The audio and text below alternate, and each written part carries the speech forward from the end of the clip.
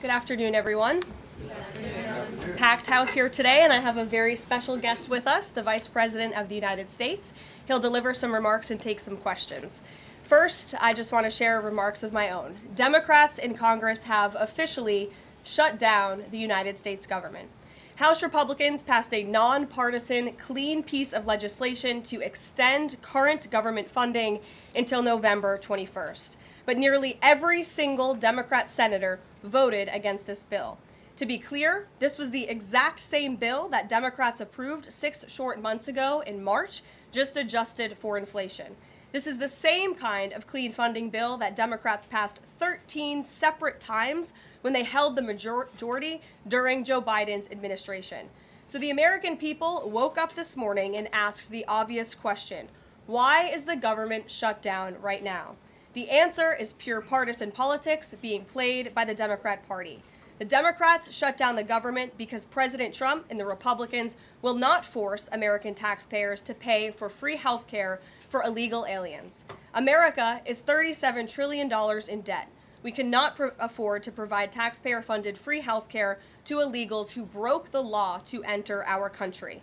To put this all into perspective, the Democrats refused to keep the government open over health care to illegal aliens and now have jeopardized critical health care programs for American citizens instead. The Women, Infants, and Children program, community health center funding, Medicare treatment options, and other health programs are now all at risk because of the Democrats rejecting the clean CR. The most vulnerable in our country are being punished because the Democrats want to prioritize illegals over American citizens. And if Democrats actually cared about health care, they would applaud the actions taken by President Trump just yesterday in the Oval Office. He took a bold and massively popular action to improve our healthcare system. He announced the first agreement with a major pharmaceutical company, Pfizer, to lower drug costs for Americans. This is a historical achievement long sought by past Democrat presidents that only President Trump was able to get done. Also yesterday, while the Democrats were whining about health care for illegal aliens, President Trump signed a powerful executive order to supercharge American AI innovation and unlock cures for pediatric cancer patients in the United States.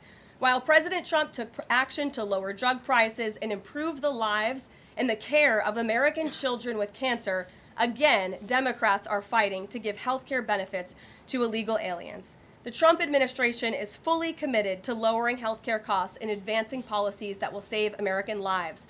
But right now, we need to keep the government open and funded. And individuals and organizations across the political spectrum, across the country, agree with the Trump administration and Republicans. The labor union leader, the Teamsters, Sean O'Brien, sent a very blunt message to Democrats over their destructive antics. He said American workers are not bargaining chips. Senators need to stop screwing around and pass the House-passed clean short-term funding bill. The U.S. Chamber of Commerce, the world's largest business organization, called to immediately pass the Republican clean CR, saying, quote, shutdowns are harmful to the economy, the American people, and our national security. And even Democrat Senators Cortez Masto and Fetterman acknowledged that their party is betraying the American people with this costly and chaotic Democrat shutdown. Enough is enough. Democrats need to stop sabotaging our country and holding the American people hostage in the country. Democrats need to do their jobs. The American people want the government reopened, and this is proven in a New York Times poll showing that 2 in 3 Americans say the government should not be shut down by the Democrats, even if their absurd demands are not met. The president and Republicans are working very hard to reopen the federal government. The vice president here has been crucial in this effort. We encourage all Americans across the country, call your Democrat senators and encourage them to reopen the government. That's what President Trump and the vice president want to do. And with that, I will turn it over to our great Vice President, J.D. Vance.